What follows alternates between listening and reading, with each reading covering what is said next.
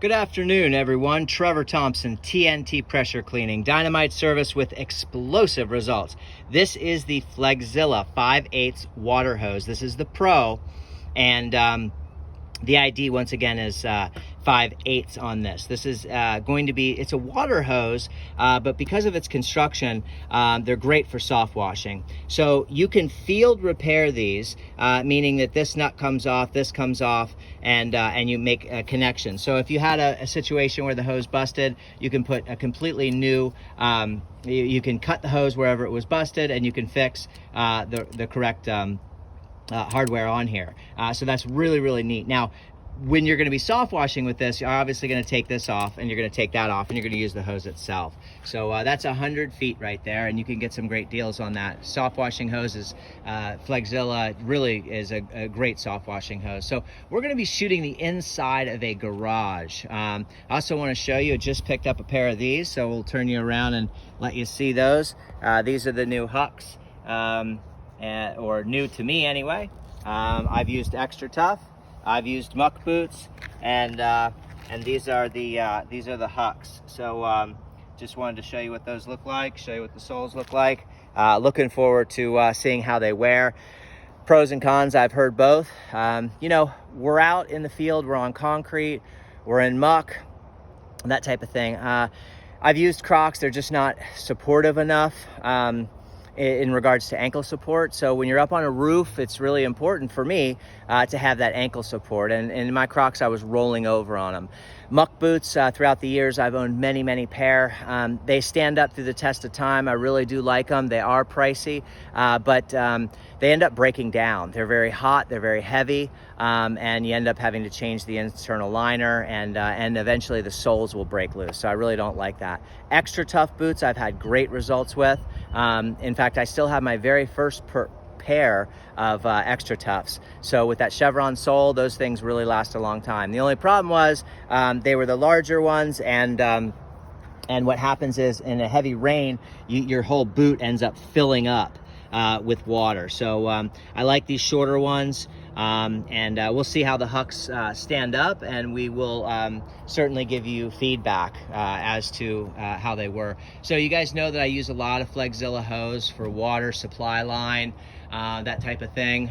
The poly braided line on these, there's nothing wrong with it. It's just a little bit heavy, and 75 feet is not enough to do a roof. You end up having to move the machine multiple times. So this particular homeowner has a couple of situations going on. They're putting the home on the market, and one of the things that's happening is he's a little upset that the construction people left some staining here, and so we're going to get that up. Paint is easily removed with many different types of strippers, construction stains, and things like that. You can see the other one over there. So we're going to be removing that for the homeowner. Xylene, acetone, all these things you need to keep on board. I have graffiti remover. There's a lot of things that it's really important to keep on your rig at all times, because you never know what you're going to run up against. This morning, we're going to be using 100 feet of high pressure, a DN10 ball valve, a surface cleaner, and a bucket that we used to keep soap in, and we have needs for these buckets. So in that bucket, I've got a couple of different things. I've got 3 different things. I've got a degreaser, and I've got this other stuff that I want to show you guys, because this stuff really, really works super well, and but it is not your standard surfactant. So it is Dawn. It's the heavy duty, and it is a product that you're going to want to dilute. So you can see here, you know, it's got some diluting instructions. Add a teaspoon of this stuff, of Dawn, to warm water, and that's to a gallon. So it's kind of heavy duty. You're not going to want to use this for any type of washing, but with different types of stains, you are. There's a little LA Awesome back here, which I really, really love. And of course your sodium hypochlorite. So we have a nice little blend going on in there, and that's gonna help clean this floor. I'm gonna show you what the floor looks like. Just your standard oil stains, paint failure, tire marks, things like that. You've got a little bit of rust here, and we've got a bit of rust over here, so they must have had some type of a cabinet or something like that. You can see that was here, so we're gonna use some oxalic acid once we finish and see if we can eat into that a little bit. But no real big expectations, because that's gonna be deep. So you can see what that garage floor looks like, and I'll let you see what it looks like when I'm finished, just by using the degreasers, the little blend of things that I use. You'll learn throughout the years what can blend well together and what doesn't blend together. So, and I'll show you, I use a drop stick in here because it helps out so the bucket doesn't move. So if you pull the bucket's not gonna move. I'm gonna be putting water in the rest of that. So you can see we've got a couple of gallons of solution in there. I'm gonna add water to that, and then I'm gonna shoot that via X-Jet. This is 30 feet of 3/8 inch poly braided hose. And so if you take a look at where I've situated the bucket in regards to this area here, I've already taken a look, and I'll never have to move the bucket. I can reach all the way around every little spot, all the way through. We'll go back over here to this far corner here, and that way I don't have to sit there and carry a bucket. I can literally lay this whole garage out without a problem